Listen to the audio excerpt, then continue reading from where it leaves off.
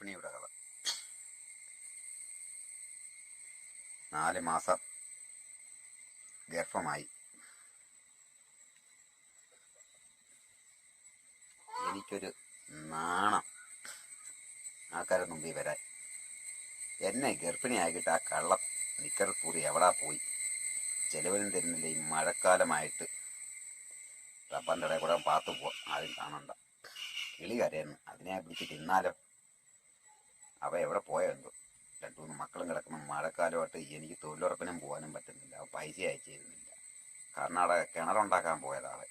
അവിടെ എല്ലാം വെള്ളപ്പൊക്കമായെന്നാണ് പറയുന്നത്. അപ്പം പിന്നെ കിണറിൻ്റെ പണിക്ക് പോയെന്നു. അവിടെ മൂല വെട്ടി കിട്ടും പോലും 30 രൂപയെന്ന്. കല്ലും കുടിച്ചുകൊണ്ട് നടക്കുക. പിന്നെ തൊഴിലുറപ്പൊക്കെ ഉണ്ടാണ്ട് കുഴപ്പമില്ല. ജോലിക്ക് പോകുന്ന അവിടെ കൊച്ചുങ്ങളെയൊക്കെ അവിടെ കൊണ്ട് കെട്ടിയിട്ട് ആട്ട. ഈ വരട്ടവൻ അവൻ്റെ അരി അടിക്കാൻ കണ്ണി കയറ്റുന്നുണ്ട്. ചിലവിനും തരാതെ നടക്കുക അവൻ.